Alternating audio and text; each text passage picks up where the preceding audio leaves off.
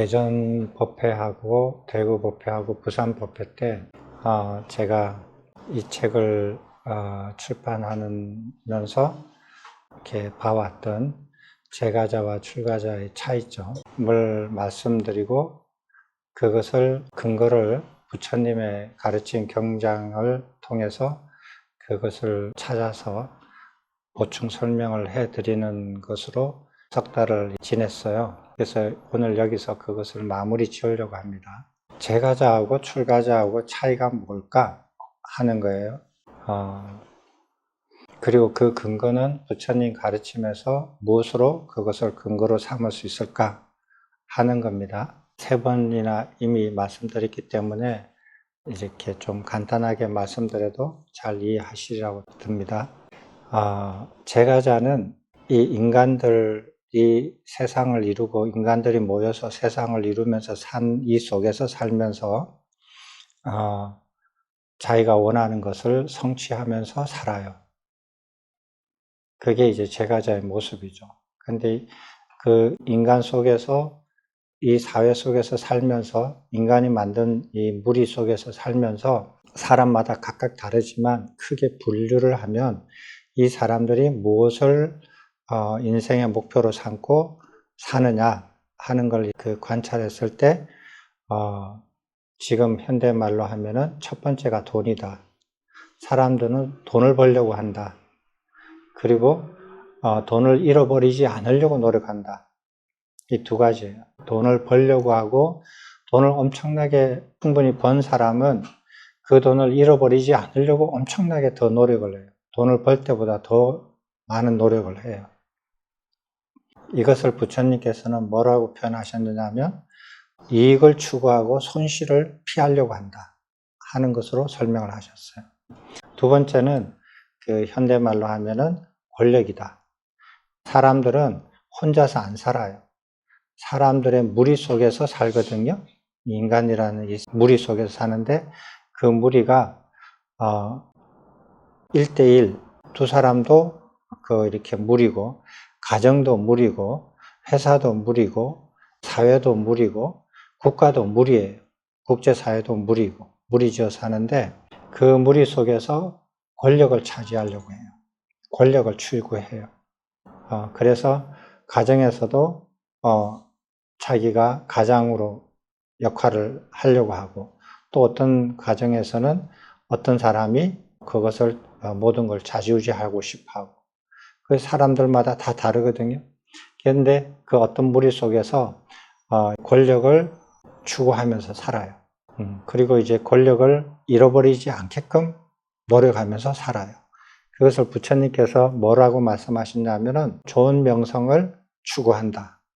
나쁜 명성을 피하려고 한다. 이렇게 이제 그 표현이 되어 있습니다. 세 번째로는 사람들은 권력이나 돈은 이렇게 객관적으로 표현할 수 있는 거지만, 사람들은 각자 주관적으로 자기 나름의 성공을 위해서 노력을 해요. 각자 꿈이 달라요. 어떤 사람은 가수가 되는 거고, 어떤 사람은 축구 선수가 되는 거고, 어떤 사람은 작가가 되는 게 꿈이고, 이게 다 다르거든요. 그 자기가 세운 표를 향해서 사람들은 열심히 가요. 그래서 그것을 성공을 할 수도 있고, 실패를 할 수도 있고, 그것을 성공시키려고 노력을 하고 실패하려는 것을 두려워해요. 어떤 기술을 가지려고도 하고, 그것을 부처님께서는 뭐라고 이렇게 표현하셨느냐면 칭송을 받기를 원하고 비난받는 것을 피하려고 한다. 이렇게 표현을 하셨어요. 그 다음에 사람들이 속세에서 그 특징 중에 하나가 뭐냐 하면은 사랑을 추구해요. 돈도 싫다, 권력도 싫다, 성공도 싫다, 나는 오직 사랑만 있으면 좋겠다 하는 사람들도 있어요. 그리고 돈을 충분히 가졌으면 이거 가지고는 이제는 사랑도 또 가지고 싶다. 돈도 가지고 권력도 가졌으니까 이제 사랑도 내 마음대로 하고 싶다. 이렇게 해서 하는 분들도 있지만, 사랑이라는 것을 추구를 해요. 사랑을 성취하려고 그러고 그렇게 노력을 많이 해요. 그것을 부처님께서 뭐라고 표현하셨냐면은 즐거운 것을 추구하고 괴로운 것을 피하려고 한다. 이 8가지예요. 그래서 그 인간들이 모여서 사는 이 무리 속에서 큰 분류로 보면은 돈과 권력과 성공과 사랑, 이것이 목표로 해서 사람들이 하루하루 살거나 인생을 목표로 해서 살아요. 이게 제가자의 특징이에요. 부처님께서 이 8가지가 인간 세상을 움직이고, 인간들은 이 8가지를 가지고 이렇게 이제 이 세상을 돌린다라고 그렇게 표현하셨어요. 자, 제가자는 이렇게 해요. 그럼 출가자는 뭐냐? 출가자는 이 무리 속에서 살지 않아요. 살지 않고 떨어져서 나와서 살거든요. 그런데 떨어져서 나와서 살아도 그것도 크게 보면은 결국 세상의 한 부분 아니냐, 이렇게 볼 수도 있어요. 그것도 틀린 말은 아니에요. 그러면은 그 출가자들은 인생의 목표를 무엇으로 삼고 있느냐 하는 거예요. 돈도 아니고 권력도 아니고 성공도 아니고 사랑도 아니에요. 그럼 뭐예요? 출가의 목표가 뭐죠? 예, 열반이에요. 열반을 목표로 두고 살아요. 그게 이제 목표가 다른 거예요. 다른데, 그런데 제가자들 중에서 어떤 사람들은 나는 이미 돈도 벌어볼 만큼 벌어봤다. 그리고 권력도 누려볼 만큼 누려봤다. 성공도 내가 하고 싶은 성공했다. 그리고 혹은 사랑도 성취해서 충분히 행복한 삶을 살았다.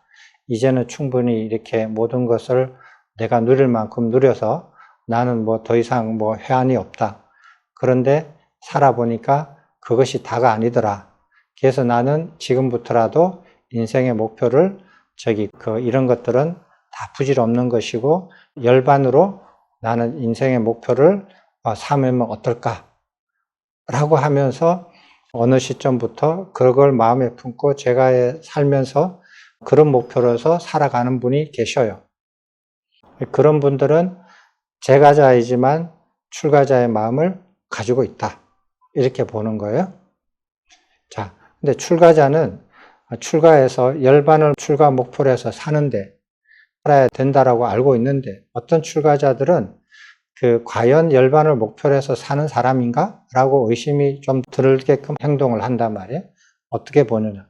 어떨 때 보니까 돈을 목표로 해서 행동을 하는 것처럼 보일 때가 있단 말이에요. 저거는 분명히 돈을 목표로 해서 저렇게 행동하고 사는 것 같다.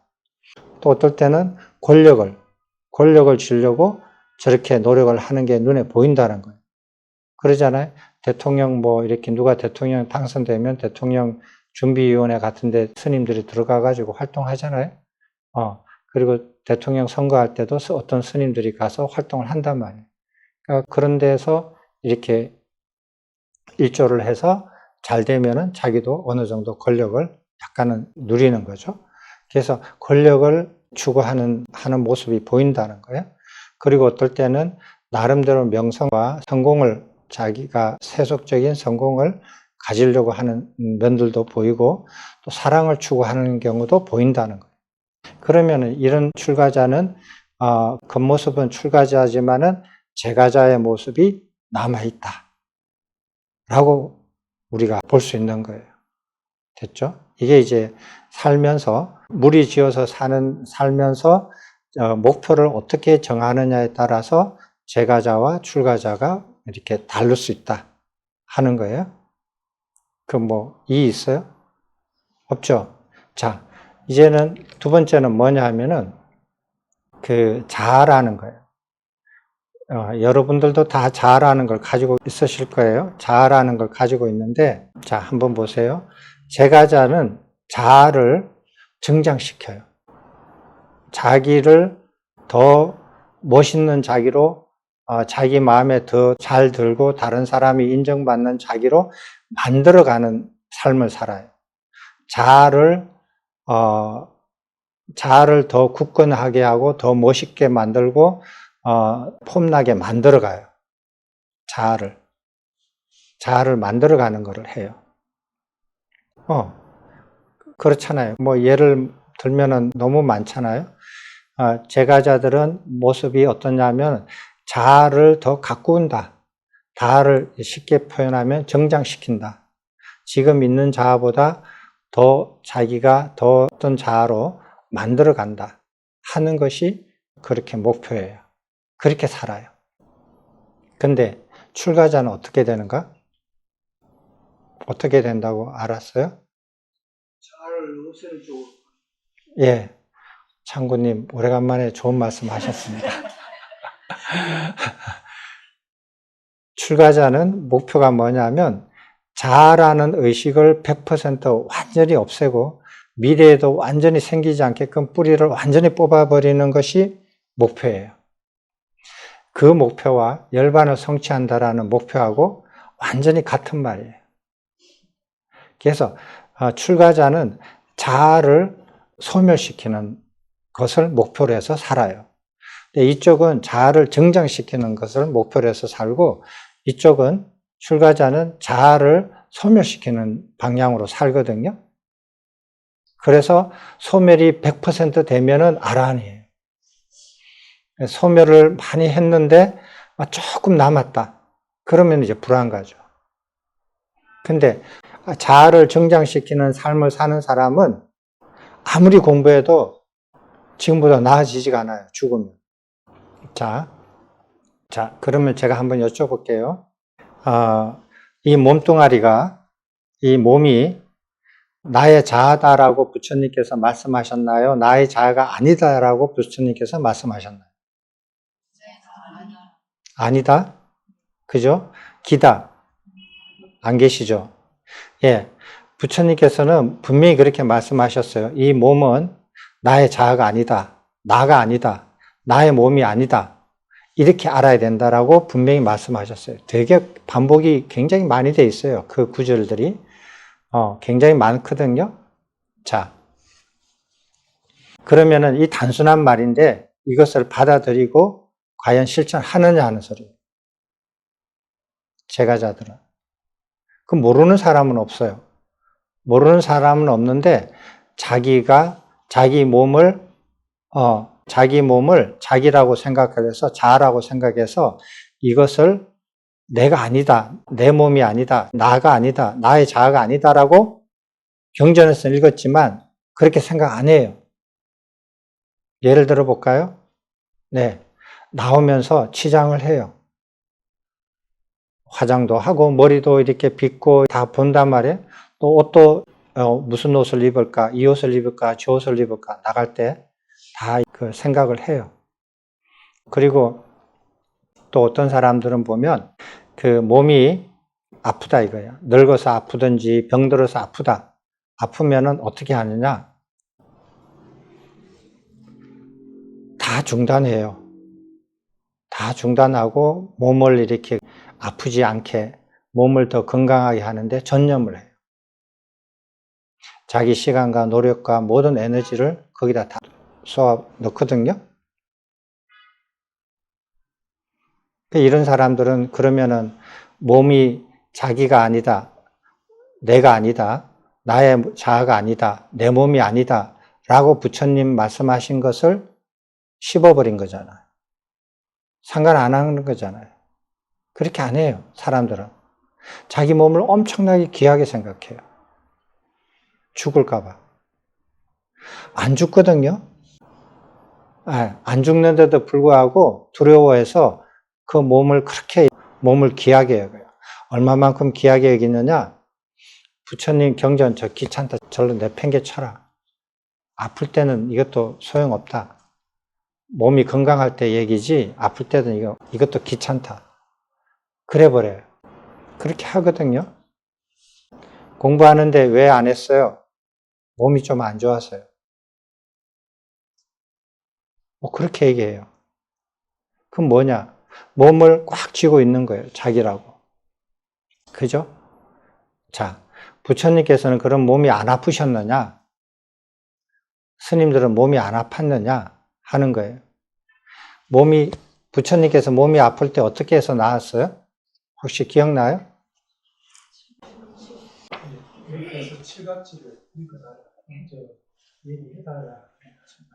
예.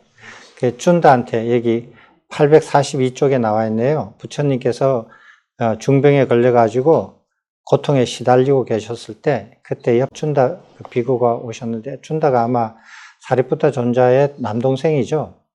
부처님하고 나이가 적지 않아요. 사리푸타 존자가 부처님보다 한 8살 정도 손위니까 그 8살 위에 형님이 가지고 계신 동생이니까 나이가 뭐 그렇게 부처님보다 많이 작다라고 할 수가 없거든요. 근데 이제 준다한테 칠각지를 외워봐라. 그러니까 부처님께서 칠각지를 잊어먹었겠어요? 아니잖아요. 기억을 못하는 거 아니죠. 이해를 못하는 것도 아니잖아요. 근데 옆에서 이제 칠각지를 암송을 했어요. 그랬더니 부처님 병이 나았어요. 왜 그래요? 여러분은 그 이유를 생각 안 해보셨어요? 여기 부처님뿐만 아니라 비구들도 그렇잖아요. 비구들도 저기 몸이 중병이 나서 아플 때 어떤 그 가르침의 일부를 칠각지나 이런 거를 옆에서 암송을 하니까 그 비구들도 몸이 나아요. 이게 왜 그래요? 신기하지 않아요? 이게 사기치는 거예요. 그래서 여기 경전에 보면, 사례를 보면 비구들이나 부처님 스스로도 그렇고 병에 걸렸을 때 의사를 안 찾아가요. 약을 먹지 않아요. 부처님의 가르침 중에 일부를 암송해 달라고 그래요. 자기가 모르고 있는 것도 아닌데. 근데 그 옆에서 그걸 들으니까 병이 나아요. 그 사람들이 의사를 찾아가고 병원에 찾아가고 약을 먹나요? 그래가지고 안 나아요. 나을 수도 있죠. 낫는 경우도 있지만은 이분들은 그런 방법으로 취하지 않았어요. 그렇게 하거든요. 한번 생각해 봤어요. 왜 그렇게 하면 병이 낫는지. 부처님께서 뭐라고 이렇게 말씀하셨느냐면, 어떤 비구가 중병에 걸려서 괴로움에 이렇게 겪고 있어요. 그래서 부처님께서 비구야, 중병에서 많이 고통을 겪고 있으니까 편안하게 먹고 의사가 주는 약 잘 먹고 심신을 평안하게 해서 몸을 얼른 낫도록 해라. 그리고 난 다음에 다시 공부를 이어서 해라. 라고 하셨어요? 그렇게 안 해요. 그렇게 말씀하신 적이 없어요. 여러분들은 그렇게 말씀하시는 걸로 생각을 하셨으면은 그게 아니에요. 여러분들은 그렇게 원하죠? 그렇게 말해주기를 원하죠.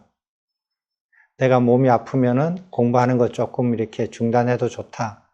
그 몸을 완쾌할 때까지 마음 편안하게 좀 쉬어라. 이렇게 말하는 걸 듣고 싶어 할 거예요. 그렇지 않아요.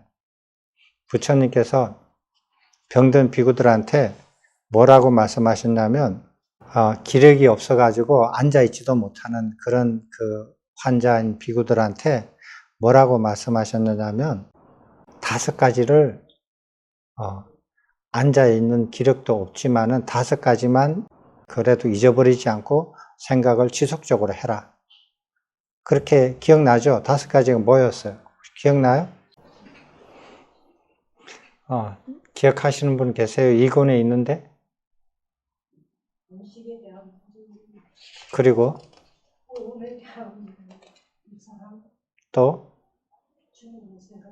또 세상에 기쁨이 없다. 세상에 대한 생각, 또 오는 무상하다. 그래요. 그 5가지예요. 그 5가지를 앉아있는 기력이 없더라도 누워서라도 이 5가지를 지속적으로 생각하면, 그러면은 어떻게 된다? 그거 해탈을 이룰 수 있다. 해탈을 이뤄서 최상의 그 아라한을 성취할 수 있다. 그러니까 뭐냐면 몸의 부정을 생각해라. 그리고 음식을 이렇게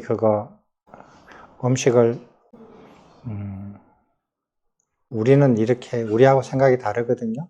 우리는 아픈 사람한테 좋은 음식 줘가지고 맛있는 음식 많이 먹고 기운 내셔가지고 얼른 완쾌하세요 하고 좋은 음식을 주잖아요. 근데 그러지 않아요. 음식을 혐오해라. 음식을 혐오하는 생각을 가져라. 그 다음에 이 세상에 대해서 이 세상은 머물 곳이 안 된다라고 생각해라. 이 세상에 대해서. 그렇잖아요. 아픈 사람이 집착을 하면 병 안 나아요. 아픈 사람이 자기 몸에 집착을 하고 자기 가정을 집착을 하고 자기 자신을 집착을 하고 이러면은 낫겠어요? 나을 수가 없어요. 그 다음에 죽음에 대해서 인식하고 그 다음에 오온에 대해서 인식해라. 이 5가지거든요. 그렇게 누워서 이 5가지라도 생각해라는 거예요. 몸은 아프더라도 생각은 할 수 있잖아요. 그래서 제가자들은 자아를 정장시키는 공부를 해요. 정장시키는 삶을 살아요. 심지어 부처님의 가르침을 공부하는 것도 자아를 정장시키는 목적으로 공부를 하는 사람들이 있어요.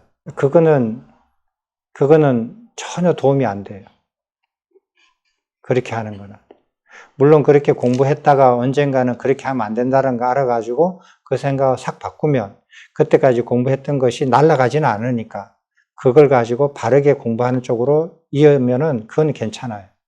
그런 가능성이기 때문에 너 하지마 하고 나가 그렇게는 안 해요. 그렇지만은 그렇게 해서는 안 되는 거예요. 자아를 정장시키는 방식으로 부처님 가르침을 공부한다. 근데 제가 보면은 대부분 사람들이 이렇게 공부를 해요. 제가자들이. 자아를 정장시키는 방식으로 부처님 가르침을 공부한다. 그렇게 하면은 안 된다라는 거예요. 그래서 몸을 자아라고 생각해서는 안 된다. 자기 몸이라고 생각해서는 안 된다. 그 다음에 자기가 즐거워하는 느낌, 괴로워하는 느낌, 좋아하는 느낌, 싫어하는 느낌 이런 거 다 있죠. 그죠? 이거를 어떻게 생각해요? 이걸 자기라고 생각해요. 자기 거라고 생각하고 자기 느낌이라고 생각하거든요.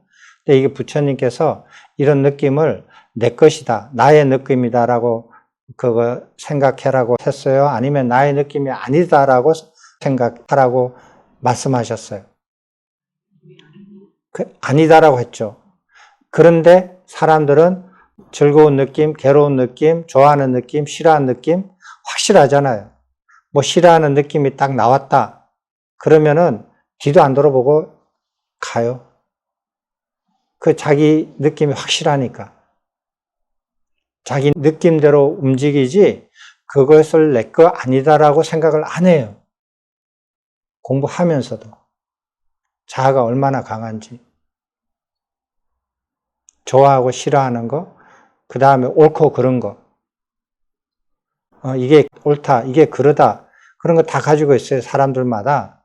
근데 자기가 봐서 이게 옳다, 이게 그러다 해서, 이거는 그런데 이거는 내가 그런 것을 나는 수용 못해. 이건 잘못된 거야. 하고 돌아서 버려요. 그럼 그렇게 하면 그 사람은 자기 느낌에 의해서 움직이는, 결정하는 사람이지 부처님 가르침에 의해서 움직이는 사람이라고 생각할 수 없잖아요. 얼마나 많이 할까? 옳고 그런 거를 왜 자기가 그렇게 서둘러서 그렇게 탁탁 단정을 해가지고 이렇게 결정을 해버려요. 굉장히 어리석은 거예요, 그거는. 조금 더 이렇게 뒤적거려가지고 조금 더 깊이 생각을 못 해봐요. 그게 아주 이렇게 즉각적으로 반응해요, 사람들은. 즐겁다, 괴롭다. 그 다음에 좋아한다, 싫어한다. 이렇게 좋아하는 것에 아주 적극적인 사람이 있고, 싫어하는 것을 조금 더 못 견디는 사람들이 있어요. 싫어하는 것을 인내를 잘하는 사람이 있는데, 좋아하는 것을 인내를 못하는 사람이 있고, 그 사람마다 좀 다르거든요. 어떤 사람은 옳고 그름에 굉장히 민감하게 반응을 해요. 그러면은 이 부처님 가르침을 완전히 정반대로 자기가 행동을 하는 거예요. 이 나의 느낌은 내가 아니다라고 했는데 이 나의 느낌대로 내가 즉각적으로 반응을 하거든요. 그게 자아를 정장시키면서 사는 모습의 전형적인 경우예요. 그죠? 또 한번 보세요. 자기 생각이라는 게 있어요. 사람들마다 자기 생각이라는 게 있거든요. 근데 이 생각이 나의 생각이다, 나의 자아다, 나다 라고 말씀하셨어요? 아니면 이 생각이 내가 아니다, 나의 생각이 아니다, 나의 자아가 아니다 라고 말씀하셨어요? 아니다라고 하셨잖아요. 근데 자기 생각대로 움직이지. 자기 생각대로 움직이잖아요. 사람들은. 자기 생각대로 자기가 움직이지 부처님 가르친 대로 안 움직여요. 보면은. 자기 생각대로 움직여요. 나 다른 거는 모르는데 내가 이 생각만은 나는 양보 못한다. 이러거든요. 세상이 두 조각 나도 나는 이 생각은 양보 못한다. 이런 생각을 가지고 있어요. 그리고 그 생각을 진행을 해요. 세상은 두 조각 안 나죠. 자기 인생이 두 조각 나겠죠. 죽으면. 그거 어떻게 해요? 자기 생각대로 해요. 그 생각을 자기 거라고 생각하고, 자기라고 생각하니까. 그렇게 해서 글로 가는 거거든요. 그거 어떻게 해요? 부처님 가르치면 분명히 안 그런 거를 듣고 보고 읽고 다 했는데도 불구하고 그렇게 자아를 작동시켜요. 또 생각도 그렇다 그랬죠. 근데 자기 의지, 나는 이걸 해야겠다, 이걸 하지 않아야겠다 하는 게 있어요. 의지가. 근데 내가 해야 되겠다라는 것을 누가 막으면 목숨 걸고 싸워요. 내가 하지 않아야 된다라고 생각했던 그것을 남이 나를 시키면 무슨 탈이 나죠. 어떤 탈이라도 나요. 문제를 일으켜요.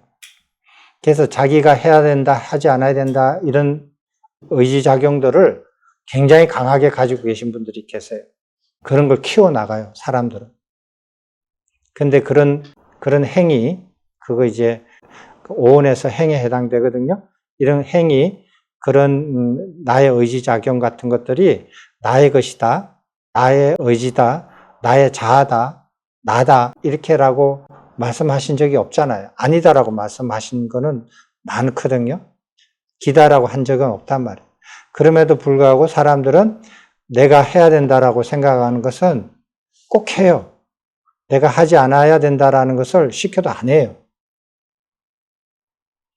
그래서 한 번 시켜보고 안 하면은 두 번 해보고 안 하면 그럼 못 시키죠. 자기 의지적인 행위에서 자기를 딱 가둬놨기 때문에 이거는 뭐 어떻게 해요? 애들은 그거를 이렇게 달래서 꼬셔서 이렇게 바꿀 수도 있고 야단을 쳐서도 바꿀 수 있지만 성인들은 그걸 못 바꿔요. 자기 스스로 그게 어리석다라고 깨우치지 않는 한.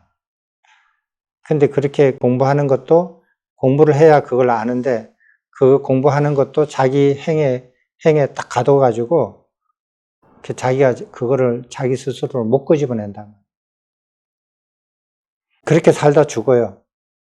근데 마지막으로 분별작용. 식인데 내가 판단하고 분석하고 이렇게 알고 있는 것이 옳다라는 거예요. 이걸 따르지 그것을 내가 아니다, 나의 식이 아니다, 그것이 나의 자아가 아니다라고 생각을 안 해요. 사람들은. 그렇게 경전에 읽어도 불구하고. 이래서 제가자들은 자아를 정장시키는 삶을 산다. 자아를. 그래서 어떻게 하냐면 공부를 부처님 가르침을 공부하러 오는 제가자들도 보면은 그렇게 공부하지 않는 일반 제가자들보다 자아가 굉장히 강한 사람이 많아요. 강하니까 와서 공부를 하죠. 안 강하면은 이것도 그쪽을 이렇게 벗어나서 이까지 오지도 못하죠. 오지도 못하는데 와서 공부를 시작하면은 그걸 이렇게 읽고 공부하면서 점점 이렇게 자아를 정장시키는 것보다 자아를 이렇게 버려가야 되거든요. 버려가야 되는데 안 버려져요. 뺀질뺀질해가지고 안 버려요. 자아를 안 버려요. 자아를 계속 수단과 방법을 가리지 않고 그것을 요리조리 가지고 살아요. 근데 그게 발전이 되겠어요? 안 되죠. 부처님 가르침에서 진척이 있겠어요? 그 안 돼요. 자기 자아가 정장되면 정장됐지 그 부처님의 가르침이 자기 안에서 그것이 더 안착을 해서 그 사람이 부처님 가르침으로 받아들여가지고 부처님의 가르침이 자기 안에서 점점 정장하는 것은 일어나지 않아요. 자아가 더 강성해지지. 근데 스님들은 자아라는 인식 자체가 100% 완전히 없어지는 것을 목표로 살아가잖아요. 근데 자아가 없는 거 아니에요. 그 목표가 그러니까. 그러면 지금은 자아가 있다 이거예요. 그런데 살다 보면 자아가 드러나는 경우가 있어요. 몸에서 뭐 이렇게 어려움이 생긴다든지, 누가 몸을 이렇게 건든다든지, 뭐 이래가지고 이렇게 자아가 생긴 수가 있거든요. 그 다음에 느낌에서 자아가 발동할 수도 있고, 색수상행식 오온에서 어딘가, 오치온에서 어딘가 이 자아가 이렇게 발동할 수가 있어요. 자아가 발동하는데, 그때 조금 이렇게 그거 급하면은 발동했다가 나중에 내가 없애야 되는 자아가 아직까지 이렇게 드러나고 있구나. 아직도 드러났구나. 이러면은 그걸 후회하면서 다시 그걸 없애죠. 없애는 걸 하고. 그리고 다행히 발동할 때 빨리 알아차려서 그거는 버려야 되는 것이 다시 나타났구나. 거친 것들은 내가 많이 버렸는데 아직까지 남아있는 게 있구나. 하고 드러나면은 그걸 좋아하고 빨리 놔버리죠. 그래서 놔버리는 걸 좋아해요. 안 그랬으면 내가 이런 자아가 숨어 있는지는 아직 나도 몰랐을 텐데. 그런 게 아직도 나타나구나 해서 나타나면은 그걸 이렇게 좋아하고 빨리 놔버려요. 그래서 자아가 점점 없어져요. 없어지거든요. 없어져서 처음에는 내가 자아가 이렇게 강한 사람이었는데 공부를 하다 보니까 출가를 해서 자아가 완전히 100% 없어지는 목표로 해서 살다 보니까 그 과정에서 자아가 안 일어날 때가 없었지. 그거 일어나더라도 일어날 때마다 자아를 없애가는 게 나의 목표니까 자아를 자꾸 없애다 보니까 가르침은 분명한데 그것이 실천이 어렵지만은 내가 그걸 생길 때마다 그것을 알아차리고 다시 놓고 버리고 하면서 자아를 소멸시켜 가요. 그게 다른 점이에요. 제가자하고 출가자. 근데 제가자 중에서 다 자아를 증장시키는 삶을 사는 사람들 중에서 어떤 사람은 이렇게 하면은 나도 저 사람처럼 돼. 내가 그렇게 원하는 건 아니잖아. 근데 왜 저 사람은 저렇게 됐을까? 저 사람은 부처님 가르침을 자기 자아의 한 부분으로 삼아서 자기를 더 정장시키는, 자아를 정장시키는 방식으로 부처님 가르침을 받아들여서 저래. 나는 저렇게 공부하지 않을 거야. 나는 부처님 가르침대로 자아를 없애가는 공부를 해야 되지 하면서 제가자에 있으면서 부처님 가르침을 공부하면서 자아를 자꾸 버리는 연습을 하는 사람들이 있어요. 그런 사람들은 제가자지만 출가자의 마음을 가진 사람들. 그죠? 근데 출가자인 분들 중에서도 자아라는 인식을 완전히 없애야 되는 목표를 가지고 살아야 되는 사람임에도 불구하고 어떤 그 몸에 관련되어 있던 어떤 문제가 생긴다든지 감정에 어떤 문제가 생긴다든지 자기 신념에 무슨 생각에 뭐가 이렇게 문제가 생긴다든지 그 행에 문제가 생긴다든지 자기가 분별하는 거 알고 있는 거에 대해서 문제가 일으켜지면은 자아가 딱 서버려서 그때 그 자아가 힘을 가져가지고 그 자아가 발동을 해버리고 부처님 가르침을 버려버려요. 그때. 그러면은 우리는 알죠. 출가자의 모습을 지녔지만은 제가자의 마음을 지녔구나. 이렇게. 그죠? 그래서 이런 자아를 가진 사람들이, 자아를 증장하는 사람들이 그 인간의 그 무리 속에서 그 네 가지를 이렇게 목표로 해서 살면서 어떤 행동을 하느냐? 일하는 걸 좋아하고, 말하는 거 좋아하고, 자는 거 좋아하고, 무리 짓는 거 좋아하고, 음식 먹는 거 좋아하고, 감각의 대문을 단속하는 것을 완전히 안 한다. 이 특징이 6가지가 생기는 거예요. 그죠? 이 6가지 중에 한 가지라도 출가한 사람이 행하면은 그 자는 사띠를 성취를 하는 것이 불가능하고, 사띠를 성취하는 게 불가능하다면은 해탈은 과의를 전혀 이룰 수 없다라는 거잖아요. 어떤 과의도 이룰 수 없는 것이고, 그 다음에 그 자는 출가자로서 쪽박찬 사람이다. 망한 사람이다. 그렇게 부처님께서 말씀하셨잖아요. 그래서 경에서 이때까지 이렇게 인용한 게 8가지 세속을 움직이는 법. 그 다음에 그거 6가지 비구를 망하게 하는 법. 그 다음에 저기 오온이 내가 아니다 라는 말씀. 이 세 가지 부처님의 가르침으로 제가자와 출가자의 차이점을 이렇게 이때까지 말씀드렸어요. 그럼 한 가지 더. 그러면은 그 세 번째로 이렇게 뭐를 제가 이렇게 관찰했느냐 하면, 제가 이렇게 출가를 해가지고 처음에 출가를 해서 참선을 하라고 자꾸 그러더라고요. 근데 참선을 하라고 했는데 안 할 것도 아니에요. 나도 동의를 하고 하려고 해요. 그러니까 출가를 했죠. 근데 어디 문헌에 봐도, 어떤 스님이 말을 해도 이런 말이 없는 거예요. 참선을, 이런 단계가 있는데 이런 단계에서 몇 시간을 하면은 어떤 결과를 얻게 되고, 여기서부터 몇 시간 동안 참선을 더 하게 되면 어떤 결과를 얻게 되고, 그렇게 된다 라고 하는 것이 없어요. 저는 그게 좀 이상했어요. 처음에 참선을 하라고는 말을 하는데 어떤 식으로 몇 시간만큼 해야 된다라는 말을 안 하는 거예요. 그래서 제가 질문이 드는 거예요. 그러면은 참선을 예를 들어서 하루에 1시간씩 해가지고 10년을 하면은 성과를 이루느냐, 아니면 하루 24시간씩 해가지고 그 보름 동안 하면은 그게 성과를 이루느냐, 붙여서 해야만이 성과를 이루느냐, 띄엄띄엄 띄어서 해도 그것이 누적만 되면 이루느냐 하는 질문이에요. 누구도 대답을 못 해요. 그런 문헌에 그런 비슷한 거를 이렇게 힌트를 주는 것들도 못 봤어요. 아무도 그런 말을 안 해요. 나는 그런 것이 당연히 의문이 들었거든요. 그렇게 의문이 들어야 되잖아요. 근데 그래서 처음에 출가했을 때 그 참선을 어떻게 몇 시간을 이어서 해야 되느냐, 이게 띄엄띄엄 해야 되느냐, 그것도 의문이었고, 몇 시간을 얼마나 해야 되느냐 하는 것들도 의문이었어요. 근데 그런 것들을 어디서도 이렇게 힌트를 얻지 못했거든요. 궁금했지만. 그리고 물어볼 만한 사람도 없고, 물어봐도 아는 사람도 없었어요. 대답하는 사람도 없었고. 그래서 내가 어떻게 살아라는 건가? 지금 사찰에서 몇 시에 일어나고 몇 시에 뭐 하고 이렇게 하루 일과를 살으라고 하는데, 좋다 이거야. 그거는 뭐 일단 받아들여서 하긴 하는데, 그거를 어떻게, 그 와중에 그런 일상생활 중에서 참선을 하는데 어떤 식으로 어떻게 해야 이것이 뭐 어떤 결과를 얻는 것인지 모호했어요. 모호해가지고 이렇게 내가 생활을 이렇게 바꿔보기도 하고 저래 바꿔보기도 하고 해봤지만은 별로 이렇게 뚜렷한 어떤 그런 게 안 생겼어요. 그래서 좀 답답한 세월들을 많이 보냈거든요.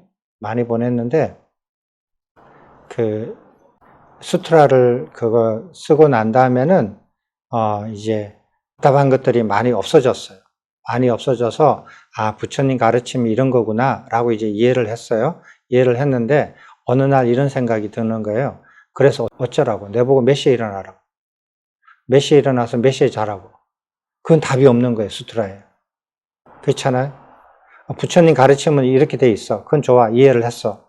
그런데 내보고 어쩌라고? 내보고 몇 시에 일어나서 아침, 점심, 저녁 중에서 아침은 어떻게 먹고 점심은 어떻게 먹고 저녁은 어떻게 먹으라고? 그거는 없어요. 그거는 아무리 치어짜도 답이 없단 말이에요, 수트라에. 그럼 그건 어떻게 하는가? 그게 이제 구체적인 것에서 약간 모호성이 남아있는 것이 의문이었어요. 그래도 그것을 누구한테도 물어볼 수도 없고 그런 힌트도 없었어요. 그런데 이제 율장을 공부를 했잖아요. 율장을 공부해서 보면서 이제 그게 이제 구체적인 것들이 이제 다 알아졌어요.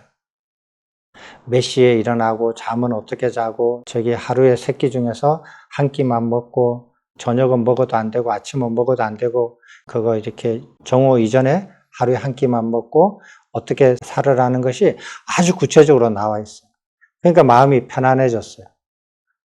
일상생활에 안정이 되고 부처님 가르침은 전체는 구조를 파악을 했고 이제 일상생활을 이렇게 살아야 된다라는 걸 알았어요. 알았는데 근데 이 책을 이렇게 쓰면서 재밌는 걸 발견했어요. 뭐냐 하면은 부처님께서 이렇게 해라, 저렇게 해라, 이렇게 하다 복잡하게 뭐 많은 것 같아요. 그죠? 복잡하게 많은 것 같은데 자꾸 읽다 보니까 이제 하고 알아진 게 뭐냐면은 부처님은 그 출가자 비구니들한테 뭐를 요구를 했느냐 하면 출가의 목표가 열반이고 그 다음에 다른 말로 하면은 자아라는 것을 완전히 없애는 삶을 목표로 해서 사는 건데, 근데 어떤 삶을 살기를 원하셨느냐, 어떤 삶을 요구를 하셨냐 하면은 전념하는 삶을 요구를 하셨어요. 자, 저번에 이렇게 표현을 했어요. 여러분들이 쉽게 이해하려고 투자를 할 때 하나에다 전념을 하는 삶은 하나에다 주식을 투자를 하는 거예요. 하나의 투자처에다가 돈을 싹 깡그리 다 투자하는 거예요. 근데 이제 여러분들은 어떻게 그거 사느냐 하면 전념하는 삶을 안 살아요. 그럼 어떻게 하느냐? 이제 어떻게 사느냐, 투자하는 게 비교하면 하나에다 투자를 하지 않고 여러 곳에다가 나눠서 투자를 해요. 투자를 하거든요. 그걸 이제 그 투자하는 전문가들이 하는 표현으로 말하면 한 바구니에다가 계란을 다 담지 말라. 바구니를 나누어서 계란을 담으세요. 하는 표현을 해요. 그래, 제가자들은 어떻게 사느냐, 삶을, 여러 바구니에다가 나누어서 계란을 담고 살아요. 그렇게 사는 게 제가자의 삶이에요. 근데 부처님께서 말씀하시는 출가자의 삶은 전념하는 삶이에요. 한 바구니에다가 계란 다 담고 닭까지 담아요. 알 낳는 닭까지 거기다 다 담아야 돼요. 그런 삶을 살으라고 하셔요. 그래서 그렇지만은 제가자 중에서 나도 이때까지 살면서 바구니에 여러 개를 담아서 이 계란을 나누어 담아 봤는데 저 바구니에는 담아봤자 아무 쓸모가 없더라. 저 바구니 치워버리자. 요 한 가지만 남는다. 지금부터 한 가지에만 달걀을 담아야겠다. 라고 생각해서 그 한 가지에만 담는 거예요. 그것이 부처님의 가르침이에요. 그런 분이 계셔요. 그런 분은 제가자이지만은 출가자의 마음을 가지신 분입니다. 출가자의 모습을 가지고 있지만 전념하는 삶을 안 살아요. 바구니가 2개, 3개 있어요. 그 골고루 담아요. 그런 사람은 출가자지만 제가자의 마음을 지니고 있다라고 아셔야 돼요. 됐죠? 자, 오늘은 전념하는 삶에 대해서 말씀드릴게요. 전념하는 삶이 어떤 삶이냐 하면은 이렇게 제 경험을 얘기해 볼게요. 이제 제가 출가하기 전에 유니버시티 오브 필라델피아에서 포스닥을 할 때 산 생활들이에요. 유펜이 아이비리그 중에서 4번째로 오래된 학교거든요. 벤자민 프랭클린이 만든 학교예요. 연에다가 구릿줄 달아가지고 번개 치는 날 날려가지고 번개가 전기라는 것을 밝힌 사람이에요. 어떻게 하느냐 하면은 24시간 365일 한 가지만 생각하고 살아요. 한 가지만 생각하거든요. 자기 연구 프로젝트. 근데 그 연구 프로젝트는 뭐냐 하면은 어떤 문헌에도 답이 없어요. 어떤 문헌이나 인류가 만든 어떤 모든 문헌에도 답이 없고 옛날 기록에도 답이 없고 그리고 어떤 사람도 그 문제를 푼 적이 없고 그런 문제를 생각을 해요. 그래서 문헌에 아무런 도움이 없어요. 도움이 없어서 문헌을 더 이상 안 봐요. 문헌을 볼 필요가 없어요. 그런데 그렇게 해서 그 문제를 풀어야 되거든요. 그 문제를 풀어야 되는데 문헌의 도움이 필요하다라는 것을 이미 점검을 다 끝냈죠. 문헌에 필요한 문헌이 이까지 나와 있구나. 근데 이거 가지고는 이 문제 못 풀어. 여기서부터는 이제 어떤 문헌의 도움도 필요 없고 받을 수 없고 그리고 어떤 사람한테도 도움을 못 받아요. 말로. 그 문제를 푸는 전문가가 전 세계에서 몇 명 있는데 지금 그 문제를 풀려고 덤벼드는 사람은 나 말고는 없다. 혹은 다른 사람이 경쟁하면 그 사람하고는 말하면 안 되죠. 누출이 되니까. 걔가 얼마나 똑똑하겠어요? 눈빛만 봐도 답이 어딘 줄 알 텐데. 그러니까 말 못해요. 그러니까 이 세상의 인류 중에서 10억, 80억 인구 중에서 어느 누구하고도 이 문제에 대해서 말을 못해요. 말할 사람이 없어요. 그러면은 문헌도 소용없고 살아있는 어떤 사람도 소용이 없어요. 그럼 어떻게 하는가? 오로지 내 사유력으로 풀어야 돼요. 그래서 그럼 어떻게 하느냐? 그러면은 24시간 그 문제만 가지고 사유를 해야 돼요. 그러면은 그 문제만 24시간 사유하는데 밥은 안 먹고 잠은 안 자느냐? 자죠. 잠을 자죠. 잠도 자고 밥도 먹어요. 제가 그때 거의 이렇게 하루 한 끼 반을 먹었거든요. 한 끼 반을 먹고 거의 이렇게 채식을 주로 먹었어요. 이렇게 몸에 부담이 안 되니까 채식을 먹었는데, 채식을 하면서 하루 한 끼 반 정도 먹고 점심 먹고 저녁에 들어갈 때 조그마한 뭐 피자 조각 같은 거 하나 사가지고 집에 들어가서 먹거든요. 그러면은 그 전념하는 삶이 어떤 삶이냐 하면은 먹고 일하고 걷고 뭐 이렇게 생활 다 해요. 설거지도 하고 청소도 하고 뭐 다 하는데 무엇을 하든지 간에 그 생각을 떠나지를 않고 해요. 그 생각을 떠나지 않고 하거든요. 그래서 이제 그때 어떤 교수님이 정년퇴직이 얼마 안 남아가지고 이제 저 젊은 이제 연구원들 몇 사람 불러가지고 얘기하는 일이 있었는데, 그 교수님이 그러시더라고요. 이제 젊은 사람하고 얘기하면 기분 좋잖아요. 그래서 자기 자랑을 얘기하는데 물어보는 거예요. 그 자네는 물리를 그거 하루 일과 중에 물리를 언제 시작하느냐 이렇게 물어보시는 거예요. 근데 누구한테 했는데 얘는 뭐 저기 아침에 출근해서부터 한다. 얘는 뭐라고 한다. 근데 내 차례가 왔어요. 내가 실제로 하는 것대로 얘기하면 저 사람이 못 믿을 것 같다라는 느낌이 들었어요. 그래서 내가 뒤로 좀 밀어가지고 저한테 물어볼 때 저는 아침에 식탁에 앉았을 때부터 이제 물리를 시작합니다 라고 얘기했거든요. 그러니까 그 교수가 좀 놀라는 거예요. 근데 실제로는 침대에 일어나면서부터예요. 침대에서 이렇게 눈 뜨면서부터 그걸 생각하거든요. 근데 왜 그렇게 대답하느냐? 어떤 날에는 꿈속에서도 그 문제를 사유를 해요. 근데 매일 밤마다 꿈을 꾸면서 사유하는 꿈을 바꾸지는 않거든요. 그래서 그렇게 말하는 거예요. 그래서 아침에 눈 딱 뜨면은 그때부터 침대에서 눈 뜨면은 그거 사유하기 시작해요. 그렇게 해서 하루를 마친단 말이에요. 그러면은 이제 어떤 날은 이제 그거 좀 너무 지루하니까 날씨도 좋고 이러면 영화관에 가요. 영화관에 가서 한낮에 가서 영화를 보거든요. 한두 번, 뭐 1년에 한두 번 있을 똥말똥해요. 그럼 보면은 영화를 보잖아요. 눈은 영화를 보는데 머리는 그걸 생각해. 네, 그게 달라요. 그래서 전념하는 삶을 사는 사람들은 술을 먹으면 못해요. 술을 먹으면 이게 정신이 흐려지니까 그거는 안 하죠. 술을 먹든. 그 다음에 격한 감정이 일으키는 것들은 하면 안 돼요. 그러니까 연애 같은 거 하면 안 돼요. 결혼을 할 수 있어요. 결혼을 할 수 있는데 연애는 못 해요. 연애를 하면 빨리 결혼하든지 아니면 여자가 재미없다고 떠나든지 둘 중에 하나예요. 대부분 사람들이 그래요. 그렇게 전념하는 삶을 살거든요.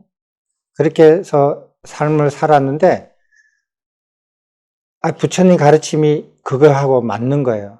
전념하는 삶을 살아라는 거예요. 그거는 제가 경험해봐서 알거든요. 근데 전념하는 삶을 살려고 한다면은 출가든 제가든 어떻게 하느냐 하면은 마음을 어지럽히는 격한 것들을 하면 안 돼요. 그렇잖아요. 그 사유에 지장을 주니까 하면 안 되거든요.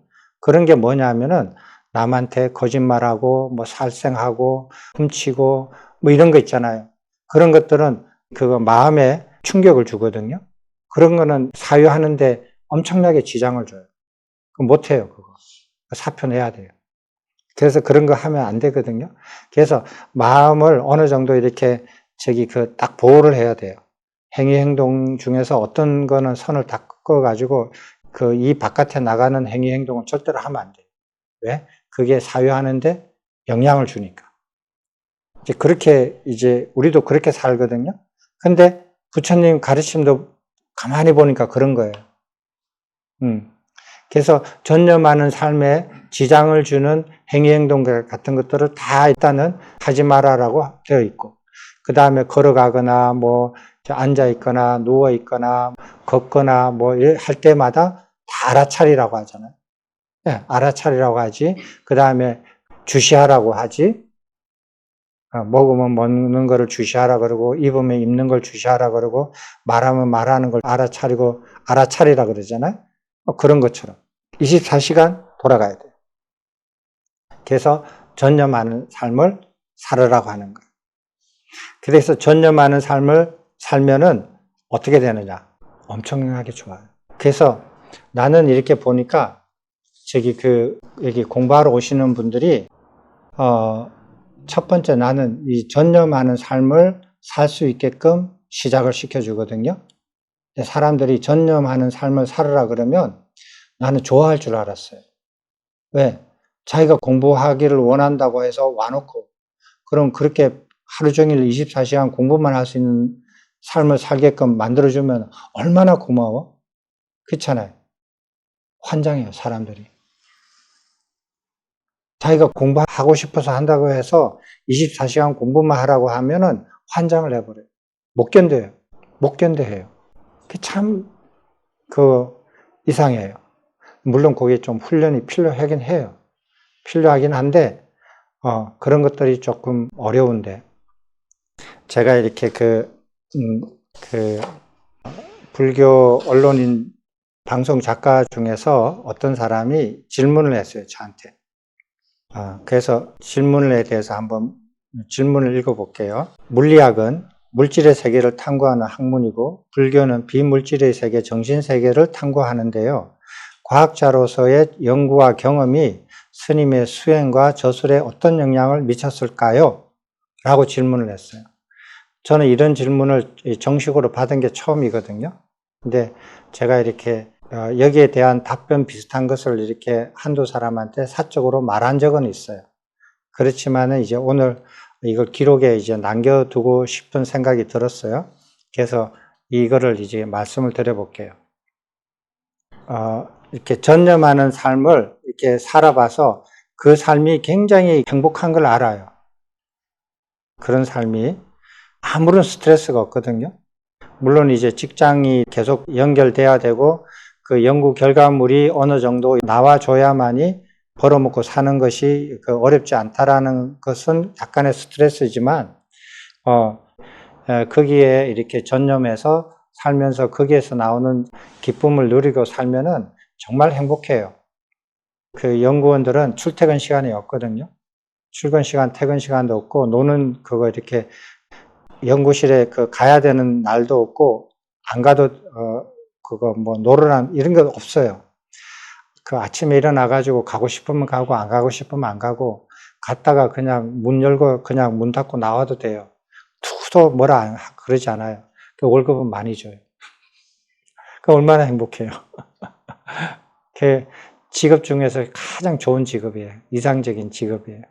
근데 이런 삶을 살다가 이제 그거를 어떤 이유든지 간에 있다가 제가 이렇게 이제 안 되겠다 싶어서 동대 졸업을 하고 경전을 읽으면서 이제 내 힘으로 부처님 가르침을 찾아내지 않으면 이 생은 이제 나는 이제 꽝이다. 이렇게 작정하고 이제 경전을 이제 읽어가기 시작하는데 제가 그때 이제 니까야, 사부 니까야를 보고 어떻게 공부를 했느냐 하면 이 전념하는 삶을 살면서 공부를 했어요. 어떻게 했느냐면, 하루에 한 번 정도 밥을 먹고, 오후 한 2-3시쯤 돼서 먹는 거 잠깐 먹고, 약간 이렇게 산책 좀 하고, 우편물 왕거 있으면 그런 거 있는지 확인하고, 그리고 이렇게 왔다 갔다 하다가 해지면은 공부하기 시작해요. 조그마한 방에서, 해지면은 뭐 5시, 6시쯤 되면 어두워지잖아요, 겨울에. 산속에. 그럼 그때부터 공부하기 시작해서 새벽 한 4시, 5시까지 계속 졸리는 거 하나도 없어요. 거기서 왔다 갔다 하면서 이렇게 사유를 하는데 그러면 4시나 5시쯤 지나면 못해요. 그 못하는 게 왜 못하느냐. 발바닥에 체중이 다 들어가거든요. 발바닥이 엄청 무거워요. 더 이상 움직이지를 못해요. 그 몸의 체중이 전부 다 발바닥에 와 있어가지고 그때는 잠이 와서 눕는 게 아니라 더 이상 서 있지를 못해요. 그래서 누워야 돼요. 그렇게 누워서 이제 불 끄면은 자요.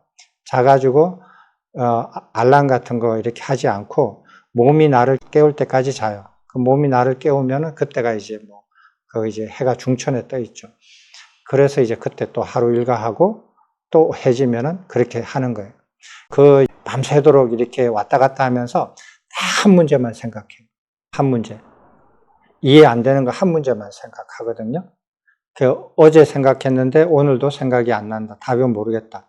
그럼 그걸 계속 매일 밤 생각해요. 매일매일. 그렇게 해서 한 달 지나면 그게 풀려요. 근데 여러분들은 저기 하나 모르는 거 가지고 1시간 동안 생각도 안 하잖아요. 1시간 모르는 거 계속 생각할 수 있어요? 그렇게 안 하시죠? 그래 놓고 뭐라 그러냐면, 스님 이게 뭐예요? 이렇게 물어봐요. 그 읽어보면은 다 그게 써져 있는 대로 읽으면 되는데, 그거 읽고 생각을, 그거 이렇게 1시간도 안 하고, 3시간도 안 하고, 그렇게 모른다고 물어본단 말이에요. 다 써져 있는 거를 가지고. 그렇게 사유를 안 해요.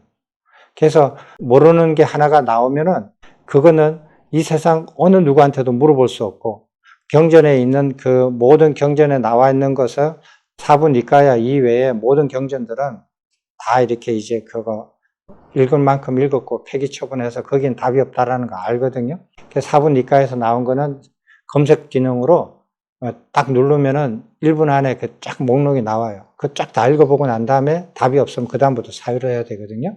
그러면 계속 사유를 하는 거예요. 한 가지 문제를 가지고. 그렇게 사유를 했더니 어떤 때는 한 달에 그 문제가 풀리기도 하고 어떨 때는 한 달 좀 넘어가기도 해요. 그래가지고 계속 문제를 풀어요. 그러더니 나중에는 어떻게 되냐면은 그 기간이 점점 줄어들어요. 줄어들어가지고 지금은 어떻게 하느냐. 문제가 이렇게 나오잖아요. 문제가 나오면은 한 몇 분 만에 그걸 알아요. 몇 분만 이렇게 사유를 하면 답이 나와요. 그러니까 엄청나게 발전이 됐죠. 그러면은 그렇게 문제를 해결하면서 경전들을 어떻게 공부를 했느냐 하면 저도 이렇게 고민이 있거든요. 여러분들이 이제 사람들이 그렇게 물어봐요. 스님, 이 책을 어떻게 그렇게 쓰셨어요? 산스크리트나 빨리어를 하셨어요? 물어보거든요. 나는 산스크리트도 안 했고 빨리어도 하지 않았단 말이에요. 그리고 남방에 유학도 안 갔단 말이에요. 그럼 어떻게 이걸 썼느냐 이거예요. 의심스러운 거예요. 신기하기도 하고 의심스럽기도 하고. 근데 이 비슷한 걸 해본 책이 없잖아요. 문헌이 없기 때문에 어디 가서 베낀 거라면 금방 알 텐데 그런 것도 없으니까 신기한 거예요. 그거를 이제 얘기해 드리려고 하는 거예요. 모든 이렇게 그 어떤 새로운 학문이 있잖아요. 새로운 모르는 것도 어떤 부분 새로운 학문을 시작을 할 때 그걸 하는 방법이 전통적인 방법, 여러분들이 배웠던 것, 일반 사람들이 아는 방법이 뭐냐 하면은 그 비유를 하면은 벽돌로 집을 짓는 거하고 같아요. 그래서 벽돌로 기초 놓고 그 다음에 하나씩 쌓아가지고 담을 쌓고 벽을 쌓고 그렇게 하나씩 쌓아 올라가면서 집을 완성해 가는 거거든요. 그러면 이제 빨리어를 돼 있는 경전을 이제 공부를 하고 자기가 그걸 다 이해를 하고 싶다 하면은 빨리어를 공부를 해야 돼요. 그 벽돌이 빨리어거든요. 그럼 이제 그 빨리어 단어부터 공부를 하고 빨리어 언어를 공부를 해서 내 빨리어는 사어잖아요. 죽을 사자를 쓰거든요. 죽을 사자 언어자를 써서 현생 인류 중에서 빨리어로 이렇게 대화를 하지 않고 글로서 서로 이렇게 의사소통을 하지 않는 언어를 사어라고 하거든요. 사어이기 때문에 사어는 그 언어로 의사소통을 하지는 못해요. 하지는 못하고 밝혀진 문헌 속에서만 나와 있는 언어이기 때문에 그 용례가 한정되어 있어요. 한정이 되어 있고 그 문헌에만 통달하면은 그 언어는 더 이상 할 수 있는 게 없어요. 그래서 사어이기 때문에 용례가 한정이 되어 있기 때문에 공부를 하는 게 그래 어렵진 않아요. 예를 들어서 한글을 한다. 이거는 계속 언어가 발전하잖아요. 변해가잖아요. 그래서 이걸 마스터한다라는 건 굉장히 어려운 일이거든요. 그런데 사어는 그렇지 않아요. 사어는 작정하고 들어가면 그냥 다 외워버릴 수도 있거든요. 다 이해할 수도 있고 정리할 수도 있어요. 어느 정도 지금 다 그렇게 정리가 돼 있어요. 근데 그렇게 해서 언어를 습득하고 난 다음에 그 문법을 알아가지고 문장 하나하나를 번역을 하고 그리고 그 용례를 봐가지고 그걸 정확하게 번역을 해서 문장 하나하나, 단락 하나하나, 그리고 이렇게 내용 하나하나를 이해를 해서 그것을 하나씩 하나씩 쌓아 올려가지고 전체 이론을 파악하는 거예요. 그게 전통적인 방법이에요. 저도 물리 공부할 때 그렇게 훈련을 받았고, 모든 사람들이 새로운 학문을 배우고 가르칠 때 이런 방식으로 가르쳐요. 제가 그걸 모르는 게 아니에요. 그래서 사람들이 그렇게 물어보는 것도 당연해요. 그래서 빨리어를 하지도 않았는데 어떻게 이걸 했느냐라고 물어보는 거예요. 저도 그걸 알았죠. 그래서 제가 고민을 좀 했어요. 빨리어를 공부해가지고 이걸 내가 전통적인 방식으로 그걸 접근해서 내가 사분 이과를 마스터를 해야 되나? 이렇게 하니까 복잡해지는 거예요. 왜 복잡해지느냐? 이 방법은 시간이 많이 걸려요. 지루해요. 지루하고 시간이 많이 걸려요. 제가 20대라면 그렇게 하겠죠. 시간이 넉넉하니까. 하지만은 그때 40대 후반이었으니까, 중후반이었으니까 그거는 너무 시간이 많이 걸린다. 그리고 두 번째, 이 방식으로 성공할지 안 할지 모른다. 왜? 벽돌로 지을 수 있는 집이 있고 벽돌로 지을 수 없는 집이 있어요. 모든 집을 다 벽돌로 지을 수 있어요? 그렇지는 않잖아요. 안 그렇거든요. 그런데 이 방식으로 부처님 가르침을 전통적인 방법으로 이것을 완성시킬 수 있겠느냐 하는 소리예요. 그건 모르는 거예요. 누구도 시도를 안 해봤기 때문에. 빨리어를 공부 많이 한 사람들이 그 시도를 했지만 완성했다는 사람은 없거든요. 뭐 일부분만 했겠죠. 전체를 했다라는 그런 소식은 내가 듣지 못했기 때문에 그거는 모르는 거예요. 그럼 내가 그러면은 시간도 많이 걸리고 모르는 방법을 알지도 확인되지도 않는 방법을 취해서 내가 갈 것인가? 잠깐 고민을 했죠. 그리고 누군가 이것을 성공했다면 내가 할 필요가 없는 거예요. 그 사람 그 한 것을 내가 가서 배우면 끝나는 거니까. 근데 그런 사람은 없었어요. 동양에도 없었고 서양에도 없었고 과거에도 없었고 현대에도 없어요. 그래서 저는 그 방법은 나한테 안 맞다. 포기를 했어요. 포기를 하고 어떤 방법으로 했느냐. 나는 이런 방법으로 새로운 학문 체계를 완성하는 것을 경험을 했다. 그러면 나는 나의 경험을 이용해서 이것을 접근하자. 이거는 아주 빠르고 할 수 있다. 할 수 있는데 이것을 할 수 있는 사람은 극히 드물다. 이 방법을 이해를 하고 이 방법을 시도하고 이런 방법을 할 수 있는 능력을 가진 사람은 전 세계에서 얼마 안 된다. 근데 그 사람들이 불교계로 뛰어들어가 가지고 이것을 접근하는 사람은 지금은 없다. 앞으로는 모르겠지만 이제 그렇게 판단이 들었어요. 그래서 어떻게 하느냐? 이거는 벽돌로 집을 짓는 방법이 아니에요. 집을 짓는 방법으로 비유를 하면은 이거는 어떻게 짓는다? 혹시 아시는 분 계세요? 여러분들은 보면서도 몰라요. 여러분들 이렇게 차 타고 이렇게 다니다 보면은 건물 짓는 거 보죠? 그죠? 빌딩 짓는 거 보시잖아요. 큰 공장 건물 같은 거 짓는 거 보시죠? 어떻게 지어요? 그렇죠. H빔으로 지어요. 벽돌로 집 안 지어요. 벽돌로 집 못 지어요, 빌딩은. 큰 공장 건물 같은 거 벽돌로 못 지어요. 안에 공간이 넓어서.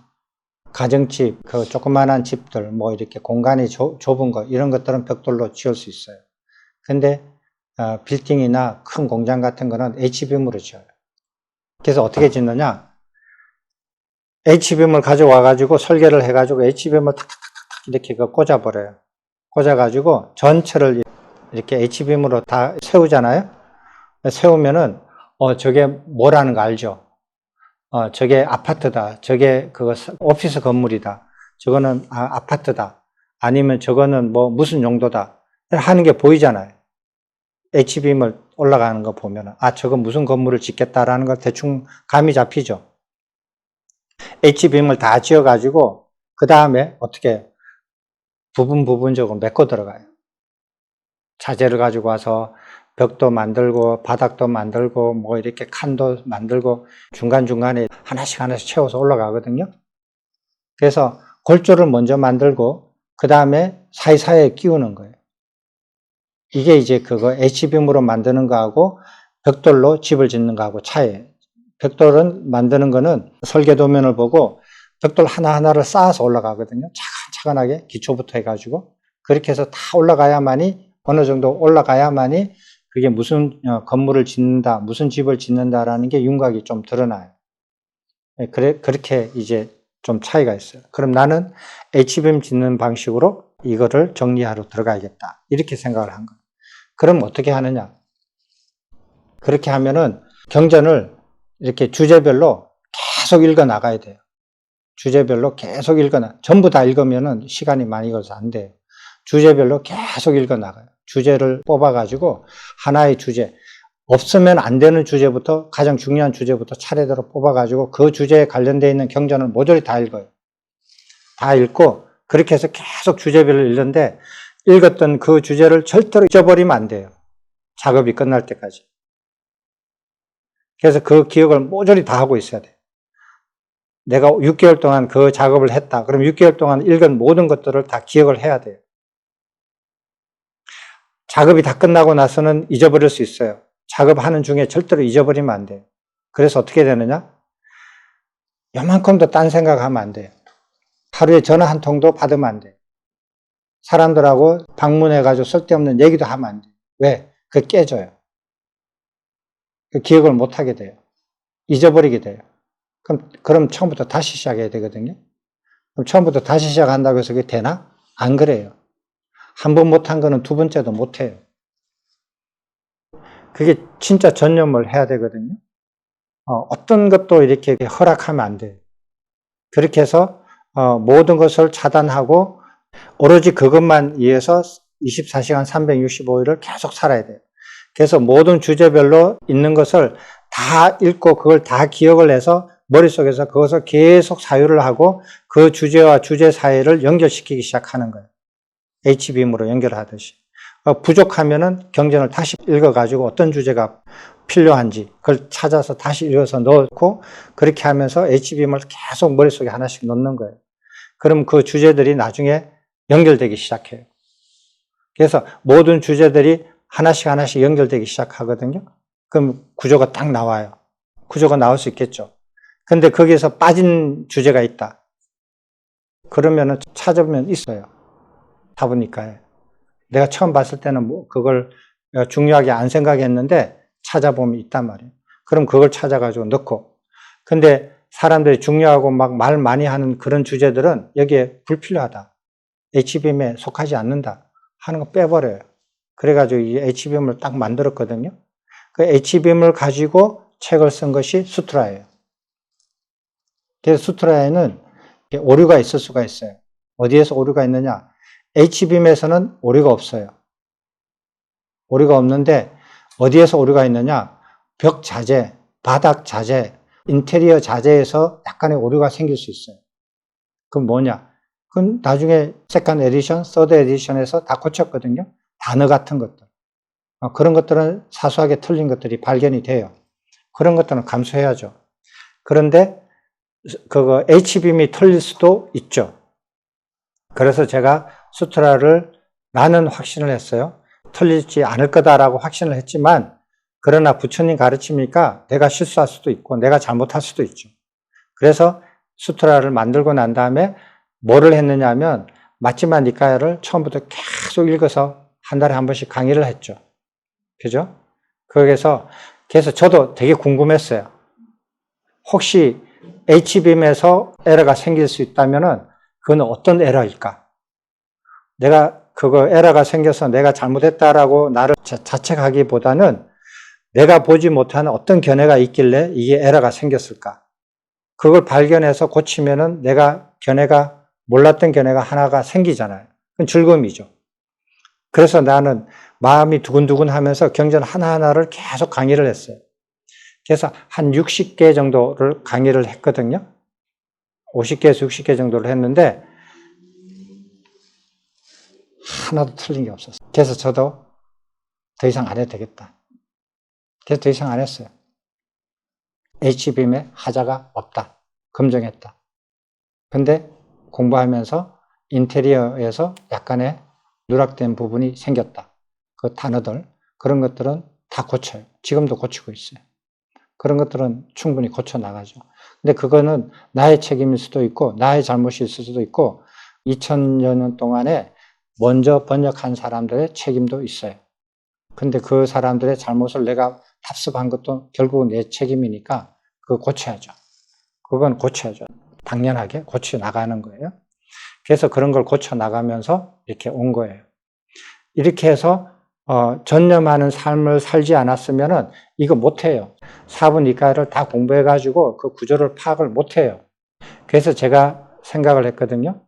앞으로 20, 30년 안에 이것보다 더 훌륭한 책을 쓸 사람은 앞으로 10년, 20년 안에는 안 나온다. 그거 확신했어요. 근데 벌써 10년 지났잖아요. 지금 아직 안 나왔죠. 앞으로 10년 동안 나올까요? 안 나와요. 왜냐하면 뛰어난 사람은 있지만 그 뛰어난 사람이 뭐를 먹으려고 돈, 권력, 성공, 사랑 중에서 뭐를 성취하려고 불교에 뛰들어가지고 이걸 하겠어요? 먹을 것도 없는데 여기에? 그 사람들 입장에서? 아니죠. 그런 사람들이 출가했다면 몰라도 출가하지 않고 제가자라면 여기 와서 먹을 게 없는데 못하러 그 재능을 썩히겠어요? 안 해요. 그래서 안 나타날 거예요. 그래서 전념하는 삶이 그런 거예요. 근데 제가 이렇게 다른 길에서 또 아니면 뭐다 이래가지고 이제 이렇게 그냥 확 이렇게 돌아서서 그거를 완전히 그렇게 전념하는 삶을 옛날 기억대로 해서 그렇게 해서 그거를 성공했어요. 성공했는데 그런 것이 전념하는 삶이에요.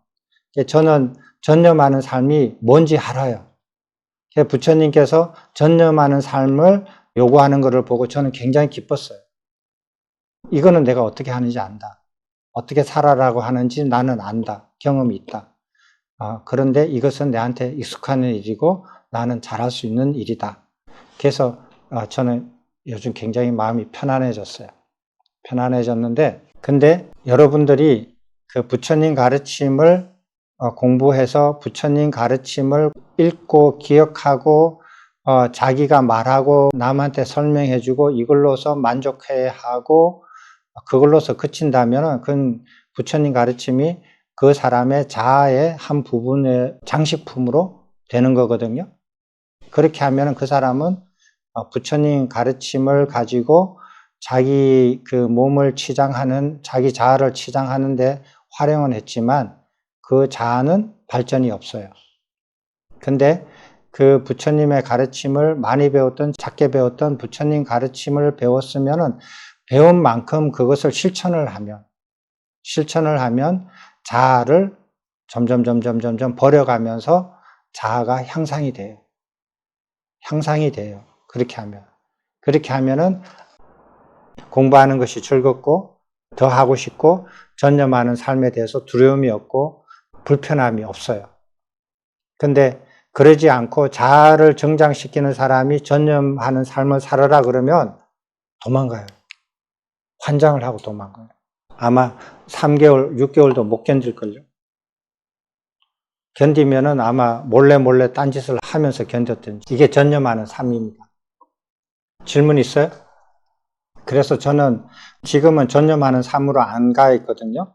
안 가 있는데 전념하는 삶으로 어떻게 그렇게 가는지 알아요. 그래서 저는 제일 싫어하는 게 뭐냐면 전념하는 삶을 살려면은 말을 안 해야 돼요. 근데 부처님께서 잡담하지 말라는 거 있잖아요. 다 잡담이에요. 그 전념하는데 엄청나게 장애를 일으키거든요. 그러면 연구하는 사람은 말 안 하는가? 말 안 해요. 그 말 한마디도 안 하고 사느냐? 아니에요. 해요. 누구하고 해요? 연구원들하고만 얘기해요. 그래서 저는 전화 오는 거를 되게 싫어해요. 그리고 문자 오는 것도 되게 싫어해요. 근데 어쩔 수 없이 받는 것도 있죠. 왜냐하면은 소임을 보는 사람, 그 다음에 자기가 목숨에 위태로운 상황, 임종에 가까운 사람, 자기 가족이 그 임종 직전에 있는 경우, 혹은 돌아가신 경우, 그런 경우는 받아야 되죠. 그런 건 받을 수 있지만, 그렇지 않는 경우는 공부하는 거에 대해서 문의를 하는 거는 법회 때 와서 물어봐야 돼요. 문자로, 전화로 저한테 물어보면 그거는 실례예요. 그건 전념하는 삶을 사는 사람들한테 그거 태클 거는 거거든요. 자기가 아무리 궁금하고 뭐 이렇게 급하다 하더라도 자기가 이런 법회가 없다면은 모르는데 법회 때 내가 시간을 주고 질문할 거 있는 거 질문하라고 했는데 그때 안 하고 자기 개인적으로 질문한다든지 문자 보낸다든지 하는 것은 그거는 실례예요. 그거는 그렇게 하시면 안 돼요. 그런데 어떤 사람은 전화를 오면 내가 좋아해요. 어떤 사람은 전화 오면은 되게 좋거든요. 왜냐하면은 이렇게 그분이 질문을 해요. 질문을 하면은 내가 그 대답을 해줘요. 대답을 하는데 한 문장이 끝나기 전에 그 사람이 스님 알았습니다. 이래요. 얼마나 좋아요. 그런 분이 계셔요. 그런 분들하고 이렇게 전화 통화하거나 이러면은 나도 좋죠. 기분이 좋죠. 저렇게 사유하고 공부하시는구나.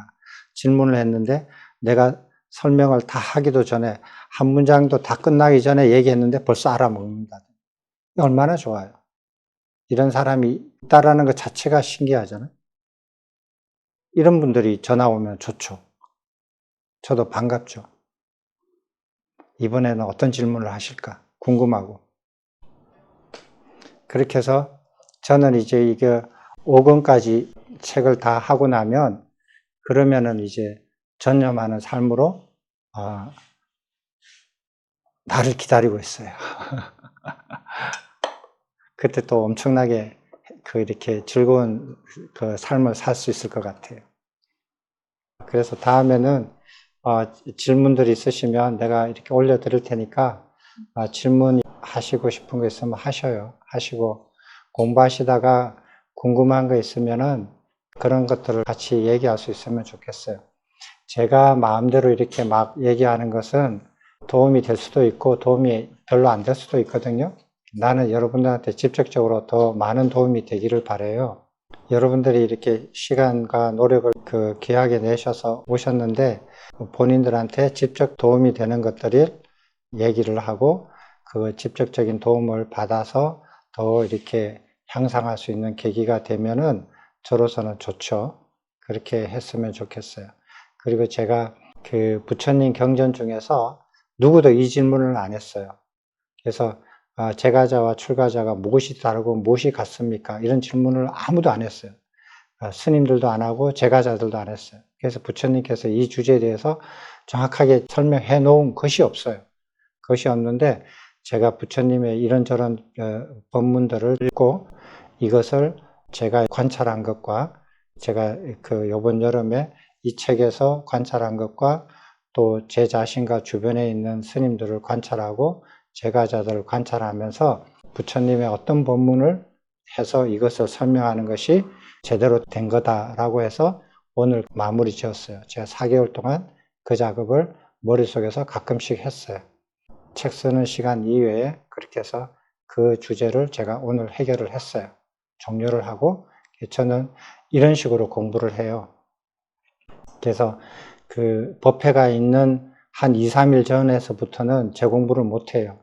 그때에서 이렇게 그거 생각 며칠씩 해가지고 한 것이 이제 4번 해가지고 이 문제를 저는 정리를 했거든요. 저는 만족해요. 여러분은 어떻게 만족하시는지 모르겠지만, 그래서 그걸 공부함으로써 제가자의 어떤 것이 제가자의 단점이고 그것을 극복하려면 어떻게 해야 되고 출가자는 어떻게 하면은 단점에 빠지게 되고 어떻게 하면 출가자가 성공하게 되고 장점을 살리게 되고 이런 것들을 좀 더 명료하게 알 수 있었던 계기가 됐어요. 여러분들하고 그것을 공유하게 됐거든요. 그렇게 해서 이제 저는 이 4개월 동안 제가자와 출가자의 동이점, 같고 다른 점 이것에 대해서 나름대로 이제 정리를 했다고 생각을 해요. 이런 식으로 여러분들도 하나의 의문이 들면은 그걸 몇 달 동안 계속 생각해서 부처님 경전으로 그걸 하나씩 해결해 나가시면 즐거움이 있어요. 자, 그러면 모두 마치도록 하겠습니다.